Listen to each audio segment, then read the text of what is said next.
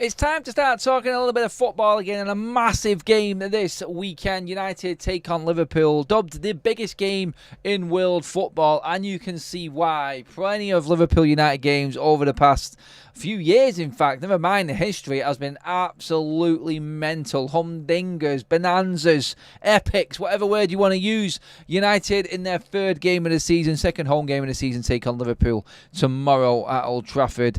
It is a very, very important game for both sides. Arne Slot's first experience of the fixture.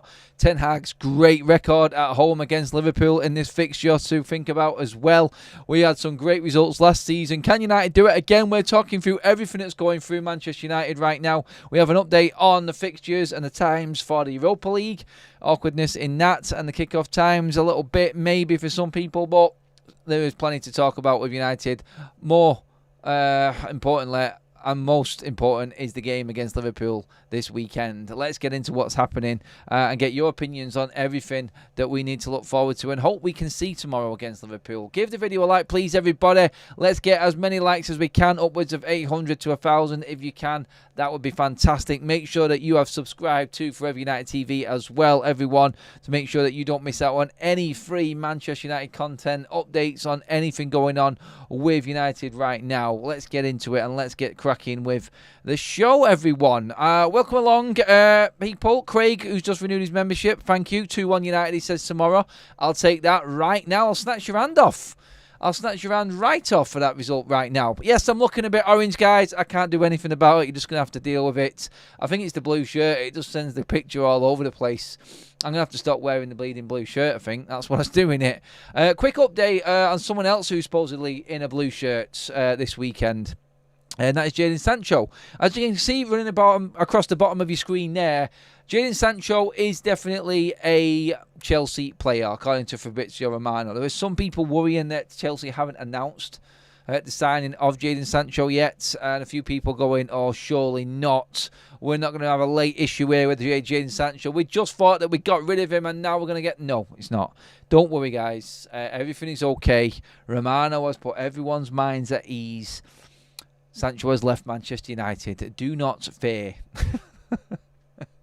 And yeah, we are looking at that being put to bed along with the rest of the transfer window now, and looking solely on what happens on the pitch. We're not going to see Manuel Ugarte tomorrow. That has been made abundantly clear. We did not register Manuel Ugarte in time for the game against Liverpool United. We're not looking to play Manuel Ugarte, was the word coming out of the club yesterday, or the day before actually as well.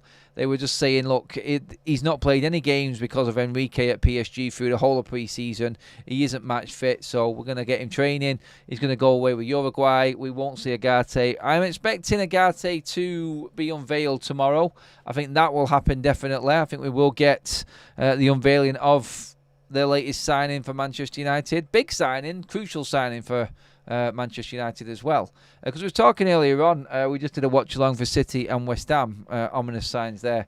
Well, City played in that game. God, it's a bit of a concern again, but we're talking in that one there about how Ugarte fits in, and the plan that Manchester United have made in the transfer window so far in terms of bringing young lads through and giving them a chance maybe to shine, like Kune coming through, maybe Collier coming through, a couple of other young lads that made it through last season. I think we're hoping are going to start in this Liverpool game tomorrow. Obviously, we're going to see Kobbie Mainoo, but I think everybody wants to see the combination of Zirkzee, Garnacho and Mainoo. That would be my front three for tomorrow, with Bruno just behind. I think with Mason Mount now being out for a sustained period again, I think we are going to be looking at Zirkzee getting back into this team. I feel like it's the right time for Ten Hag to blood him in now. He's had a couple of appearances off the bench. His fitness is getting back up again. Apparently he has played games behind closed doors as well. So we are getting Zirkzee up to match fitness, and I think that's important. It's time now that he gets integrated in, because we need that focal point. With no Mason Mount now and that double sort of false nine that he's been playing for the first two games. Effective, yes. But sadly, I feel it has run its course. There's only so much you can do with a false nine. It gets found out very quickly and is easy to adapt against. And if you keep on doing it, then people will figure it out sooner or later. But I actually feel like Xerxes will make his debut, his starting debut tomorrow at Old Trafford. And I also feel that Matthias de Ligt will get the nod as well tomorrow. I think Ten Hag will be ready to play him. I don't know why I feel it. I just feel like he will bring him in tomorrow. I think he needs to start building this relationship up with Martinez, and I think he wants to play them together before they go away on international duty, because then you're like 3 games in and not started them together, and then you're moving on to another 2-week break then with internationals. You're coming back. Do you then start them together against Southampton the first game back, as you get tempted to just play Maguire again? And eventually, you're like near enough like a month and a half into the season. You spent all this money on a new backline and you're not playing them together. So I think he will be, not forced into it, but I think he will feel like it's the right time to do it against Liverpool tomorrow. And I think de Ligt will play. Look, we could get the same team again, apart from Mount and Xerxes covering him. I think Xerxes is a definite change. I don't think he's going to play Rashford up front. I don't think he'll do that. I think it'll be Bruno with Xerxes. I think, yeah, there's a big chance that Rashford will play on the left, but Garnacho really needs to start playing games. People are going to be kicking off a little bit if Garnacho, who keeps contributing every time he comes on, is not going to be starting games. Yeah, I can understand why he would do it, because of his love affair with Marcus Rashford. But if you're going off form and you're going off impact, then Rashford needs to be dropped to the bench. He's had a chance in the first couple of games. He's not done it. And I think he would be a good impact sub, Rashford, against Liverpool. I think he will have an impact on the game. I wish it was off the bench, because his speed can be crucial for Manchester United later on. And we all know that Rashford likes to reserve his energy. Sort of, as you look at, like, just time. He goes in bursts, doesn't he, Marcus Rashford? In like short, like 2 or 3 minute bursts, and then he needs a bit of recovery time. As a forward and like an impact forward like him, who relies on that speed, I think that's what you got to expect from Rashford going forward. So I look at it and I go, I think Rashford would be a better impact sub. Look, we're never going to be able to figure what Ten Hag is going to do or what he's going to pick, and he could just go with exactly the same again because he was happy with it. We might steal Maguire again, and you know what? I don't think there's many people that would complain. Like, he made an error for the first goal. I think everyone's seen that. But then nearly everyone in that back line made an error for the second goal, and everyone switched off. So you can't really put that on him. He was off the pitch, wasn't he? So he'd been subbed off at that point. So we can't blame Harry Maguire for that one. But yeah, I feel like we're in a position now where we just need to know what the team is. I feel like Ten Hag is going to start playing around with it a little bit more after the international break with all the games coming up. Obviously, the first game of the Europa League has been announced and the fixtures there. So we've got the League Cup with Barnsley coming in. Obviously, we've got all of the Europa League games coming in and the games in the Premier League. So it's like 2 games every week now, all the way through until December. Actually, all the way through till January, won't it? Apart from the international break. So a busy period for Manchester United to now get into, and I feel like we are going to be utilising a lot more of the squad. Like this morning's video, this lunchtime video, when we're talking about Manchester United and how this recruitment team has helped Ten Hag in getting the right players in and advising him. Obviously now when you've got a squad like this and Ten Hag is happy with the squad that he's got, he's going to be open to mixing it up and resting players when we can. And I feel like that is going to happen. That has to be the one big difference for Ten Hag this season, I feel. And I think he will change it up. I think he will start to rotate a bit more. I think he understands that you cannot compete in all of these competitions that he has said he wants to compete in and play a competitive side in the game against Barnsley and the Carabao Cup. He'll do it. Obviously, in all of the Europa League. The sooner we can get qualified in the Europa League, we can start resting players for the last few games, because you shouldn't really be playing a full-strength side for all 8 Europa League games. You don't need to do that. You should know by about 4 or 5 games in that opening phase of the Europa League that you're qualified and you can rest players. And I feel like that's what we are going to see. And I think that's what's going to happen with United going forward. But yes, anyway. I mean, my team for the Liverpool game, I'm just going to say it as I want it to be. I don't think it will be, but I would personally play De Ligt alongside Leacher and have Mazraoui and Dalot as the fullbacks again. No issue there with them two. Midfield will be Casemiro. It will be Kobe Mainoo. It will be Bruno Fernandes. And then you're going to have Xerxes in front of Bruno Fernandes. I want Garnacho on the left and Ahmad on the right. But obviously we know that probably with Ten Hag won't be the case. We're probably going to see Rashford again given another chance. Nice to see Rashford out supporting the under-18s earlier on as well today. That was good to see him out there. And obviously with Kune as well, a new signing, new young lad in midfield was there with him as well, getting a picture taken. And that's what we need Rashford to be doing. I said that in the earlier show today. Look, that's the sort of character we need to see coming out now. He needs to start realising how important he is to probably some of these young lads coming through. And if he is going to be started ahead of them, then he needs to show more of what he's about and his qualities that he's got. But it's just too inconsistent, and we can't rely on him to do it anymore. He needs to prove to us that he is the man to do this. And he is the man that's going to take United forwards. And you can rely on him. But it's up to him. He has to do it. So I can see Ten Hag going in with Rashford on this game. He's got a good record against Liverpool as well. So that may tempt Ten Hag into starting him anyway. So, yeah. I mean, that would be my team. I'm going to get into the chat and get your thoughts on what you would play and your thoughts on certain players you'd want to see tomorrow. So you're dropping Ahmad because I didn't say I'd drop Ahmad, great one. Did you not just listen to what I said? No, I want Ahmad to start ahead of Rashford and I want Garnacho to start ahead of Rashford. You may have said that earlier on, that comment. So please keep Rashford on the beach or the bench even, says Max. Name your predicted starting front three, everybody. That is in the chat right now. And there's only so much you can do with Rashford, and that's sweet F all. Steve says, I'd go Rashford, Xerxes and Ahmad. Keep Garnacho on the bench. Another one. If Xerxes was Erik ten Hag's signing and not the new regime, why does it seem that Erik ten Hag doesn't know where or how to play the young chap, says Director of Football.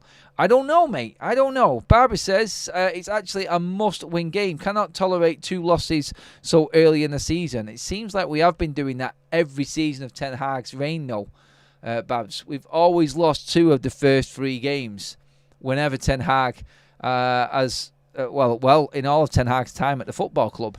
So, really, we have to look at it and go, well, this is actually what is going to happen if we get beat by Liverpool. It's nothing we should be surprised by. It would be nice to have a bit of a change and have 2 wins in the opening 3 games. Like, look, if Ten Hag gets a draw or a win tomorrow, it's his best ever start as Manchester United manager. And we can only improve on what's gone before, can't we? So minor little gains, as David Brailsford says, with Manchester United. And a positive result. I mean, some people would say a draw is actually a good result against Liverpool at any time. And if it does keep us relevant now, you won't have to look at the league table right now. I mean, a win for United tomorrow could actually propel United into the top 4 if results go our way. I mean, yes, Chelsea could be ahead of us if they beat Crystal Palace.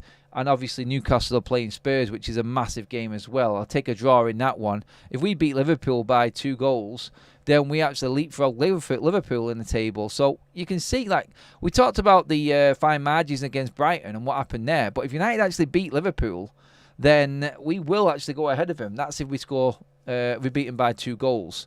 Because they obviously on +4 right now will go down to +2. And United would have obviously scored more goals than Liverpool. If we beat them by more than 2. So that is what's in front of United. And it would put a massive positive outlook on what's going on right now at the club. With all of the positivity from the transfer window, and then you beat Liverpool, propel yourself into at least the top 5-6 going into the international break with 2 games against Southampton and Crystal Palace to come back from that international break. Yes, they're away from home and very difficult games as well, but still, you would expect United to be more than competitive in them. You could really be kick-starting something with a good positive result against Liverpool. And it's important that United actually go into it with a positive frame of mind, like they can beat Liverpool. We're not just trying to contain Liverpool. We want to go out there and beat them. And yes, if you go toe-to-toe with them, then you are running the risk of being caught by their supreme counter-attack and their quality forward line, which it is. Obviously, you're going to see Jota tomorrow, who is a nemesis for Manchester United, alongside Salah. Be good to see how United's backline cope with Liverpool, because I think this is the toughest opposition so far. And obviously, we've leaked goals against Fulham and Brighton so far, and look like we've been opened up a little bit. So be interesting if Ten Hag plays it a little bit safer, or will he play to the advantage, which is Old Trafford, which has always held us in good stead against Liverpool in this fixture. So yeah, we've got a poll running right now as well, guys. Plenty of votes in already. Liverpool game prediction: simple, United win, Liverpool win, or a draw. Get voting in the poll, everybody, please. And we're going to be live tomorrow night after the game as well. So we've got all of the content after the game. We've got the usual build-up live outside Old Trafford before the game tomorrow, guys. We're back at 8 o'clock tomorrow as well. Don't forget, we have got your 8 o'clock show, which you all love, with all the news going around United. Then we've got the build-up show, the warm-up show live outside Old Trafford. And then we're going to have all of the vlogs and reaction after the game, as well as a live show when we get back. And Jay will be back for the live show, everybody. So there's plenty going on tomorrow as well. Let's see. Jonathan says, gutted I couldn't get tickets to the Liverpool game. I will be shouting at the TV like most United fans around the world. Yes, you will.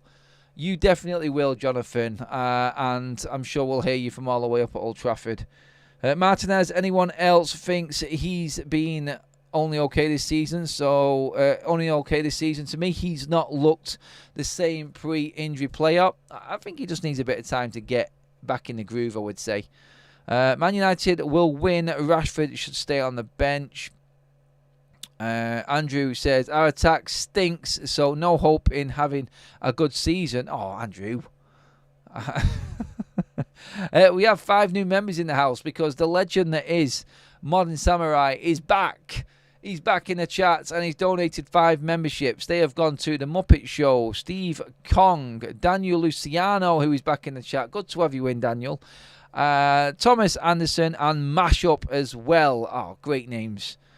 Question, is it true Erik ten Hag didn't have any say in Agate? No, that's not true. Erik ten Hag didn't fancy Agate as a story, and I put that out earlier on. So if you want the full detail on that, go and watch the video that went out at 2:30 today. A quick-fire video on the article that you're talking about, Fishing the Dream, from The Athletic, who said that Manuel Agate wasn't Ten Hag's first choice. He was happy to keep McTominay and re-sign Amrabat. It was the recruitment team which convinced Ten Hag to go for Agate. So no, it wasn't that Ten Hag didn't have a say on Agate. He did, and he agreed alongside the rest of the recruitment team that Agate was the right choice because they showed him what it was all about and how he wanted to play suited Agate's game. That's why we bought him, and that's why we made him prime #1 target. But also in that article, with Casemiro not going to the Saudi Pro League, it didn't make the midfield the biggest priority for the window. It was more of that United could get the other deals done, like the defence and the attack, and then go for Agate late, which is why we signed Agate late. Guys, please give the video a like. Well over 700 in the room right now. Thank you, everybody, for joining us. Please do give the video a like. Let's get that over 200. We should have so much more in the bag already. Likewise, come on, guys, get liking. We have a super chat in also as well, and that has come from Daniel Luciano. Do you see a way where Marcus Rashford becomes a bench player? Yes, I do. I think Ten Hag has got that in him. He has got more than enough options now. He has got no time on his hands because Ineos are pressing that pressure button on Ten Hag. He needs to actually get game time for other players. He needs to have a different option. So I do see if Rashford doesn't perform, he will spend time on the bench. And I think he will become a bench player. Right, what else have we got in here? Pep would do more with Leicester than Erik ten Hag has done at United. That's a fact. That's from United Spotlight. I agree, Garnacho has to play tomorrow. So does De Ligt and Xerxes, but I also think Rashford has to play. He always scores against them at Old Trafford. it's like we shouldn't be picking players just because they score against him or has got a history of scoring against him. We need a style of play that Ten Hag knows his best team for. I still think Ten Hag is trying to find his best team. And hopefully tomorrow I'm talking to you outside Old Trafford about United winning a game that Ten Hag has figured out in terms of what his best team is. And I think he's close to it. I think he's got a general sort of idea of how he wants to work it. I just don't think he's decided on certain positions right now, and especially like the big topic that we're talking about right now, like the forward line. I do believe that is a tough one for Ten Hag to decide on, and I don't know if he knows what his best side is yet. So it is going to be interesting to see exactly which way he goes with it. Let's see what else we've got in here. Jonathan says, Graham, I don't see where the goals are coming from. I don't think we have addressed that point in the transfer window. Lots of good work done in the transfer window, but have we still left ourselves short in the attacking department? Director of football, Erik Ten Hag doesn't know how to get the best out of the players. The sooner he's gone, the sooner United can start to develop into a challenging club. He's not going anywhere this season, I don't think. I've said it before, like as long as United are in the Europa League, then Erik Ten Hag keeps his job. It's as simple as that. It's as simple as that. I think we will win, but it will be a good fight end to end. Hopefully it's an entertaining game. Not too entertaining for the nerves. I don't know if I'll be able to handle, or if my heart could handle, another 4-3 episode like it was in the FA Cup game. But yeah, last game, obviously 2-2, a 4-3, a 2-2. Like United against Liverpool games usually have been absolute barnstormers at Old Trafford. Definitely better than the ones at Anfield anyway. Let's be honest, our current form tells us we are going to get smashed, says Lucky. Hopefully not. Sean Ralph says, we never know if we can attack until we bench Rashford. Let's see how we do with a front line of Garnacho, Højlund, Xerxes and Ahmad. That would mean dropping Bruno as well. Or maybe Bruno into 8. Rest Menu. Options are there, aren't they? But yeah. By the time Højlund comes back, he will have missed 20 games through injury in 1 year of being here. At what point does this become an issue? It's an issue now, David.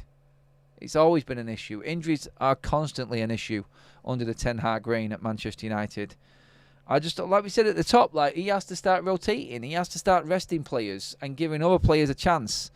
And if he doesn't, then he'll probably see players get overrun, overworked, and end up burning out again. Because the fixture list is mental. Like straight away, you're going to beat Barnsley. So you've got 2 cup games at least, Barnsley and the next round. You've got 8 games in the Europa League before December comes. And then going off the draw with the Carabao Cup again, then you've possibly got obviously the semi-finals.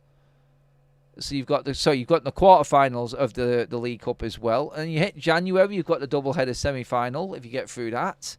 And then you've got the FA Cup starting. And then as you get into February, the European games start up again. And there's no winter break this season. Because they're giving it a longer pre-season in the summer. So no winter break, more European games. If you do well in the League Cup, you've got all them games crammed in as well. The FA Cup starts in January. And then in February, the end of there, going into March, the knockout stages start for the Europa League. So loads of games going on. You need to rotate. But obviously he has to concentrate. Like, look, we can only look at the game that's in front of us, and that's Liverpool, and the one that we're talking about. I think, look, if we take the game to Liverpool, we're open to the counter-attack, and Liverpool, to me, look like a well-oiled machine compared to where United are at. They're working better, they're more cohesive, and I feel like it's going to be hard for United to go completely toe-to-toe. There is going to have to be a bit of pragmatic football within there as well, like containing Liverpool, keeping tight, like we did against Brighton, like make it difficult for them. And I thought we did make Brighton look crap at times in that game. Apart from our meltdowns and brain farts that we constantly have, I thought we was half decent in terms of shape and containing Brighton. But Liverpool are a different opposition altogether, and they will absolutely carve us open if we are open in that midfield, or lackadaisical in that midfield like we have been. But yeah, I still feel like we've got a chance because Liverpool play so expansive and do leave space at the back as well. I've watched bits of Arne Slot so far. I don't think he's as open as Jurgen Klopp, but he does like to play that quick-flowing football. So, again, it's the unknown, really. But Ten Hag, if anyone, will know how Arne Slot wants to play. Really, it's a battle of the wits between the two Baldies, isn't it? That's what we're looking at right now. Keep liking the video, guys. Creeping up to 200. Make sure you've hit that subscribe button as well, everyone. We are on our way to 58k is the next target. We've had amazing numbers. If you can share the video as well, we are creeping up to 2 million views in August, guys, which will be an absolute record for the channel. So please do keep sharing the video, liking the video, pushing it out and helping it grow, helping the channel grow. It would be absolutely amazing if we could hit 2 million. Question, Adam, have you tried subscription mode only? No, I'm not bothered. I want everyone to have a say, mate. I want everyone to have a say in the chat, buddy. United Spotlight, we could easily beat Liverpool. The issue for me is after Southampton, Palace, Villa, those are the games we lose. I get you. Like, turn up for the big game. The underdogs are definitely... the underdog sort of tag suits United in big games. But... oh, God, yeah. It's difficult to sort of like dominate games for United, it would seem. Like we struggle against the smaller teams, don't we? So, yeah, it's a tough one. It is a tough one. I don't understand it. And we need to change the mentality of it. But you are right. Like, the big games we do all right. And then the smaller ones, we sort of crash and burn a little bit in it. Alienate has gifted 5 memberships as well. Thank you so much, mates. They have gone to Gary Nassar. I think that's Stephen Jonathan, the Chinese one. Legend Analysis TV and Design. Thank you very much for that one. Depeche says, is this a City channel or someone a fan of Pep here? Give me 115 ways to spend money. I will win the Champions League 3 in a row. I've no idea. Is that guy trolling us or what? Is that like a cryptid City comment right there? Mod should be all over that one if it is. I don't know. I can't figure that out. I'll leave that to you guys to decide if he's been naughty or not. Let's see what we've got. What's up with all the hate on your own player? Oh, hate on what player? I don't think we've been negative about anyone so far in this one. A bit of a weird, clueless comment again. Okay, Steve's put his full team in, and he's gone with Onana, Dalot, Martinez, De Ligt, Mazraoui, Mainu, Casemiro, Bruno, Rashford, Ahmad, and Xerxes. I think that's quite realistic. Once we get De Ligt and Agate playing regular, we will start to become rock solid at the back like we were in Erik ten Hag's first season. Then we just need to start putting them away up front. Yeah, scoring goals. Andrew, I know you don't rate Garnacho. You've never rated Garnacho. I do, and I think he is a great player, and he will become a great player. We do need to start trusting him a little bit more, I think. It's just strange how he played nearly every single game for Ten Hag coming up to the back end of the season, and now he's gone away on international duty and came back late in pre-season. Ten Hag's used it as the excuse to not play him again and give Rashford a second chance. I don't understand that because he has been consistent for United and offers a lot more. So, yeah, it is a weird one, but hey. Love your show from Iran. Thank you for that, mate. Sarush, I really appreciate that.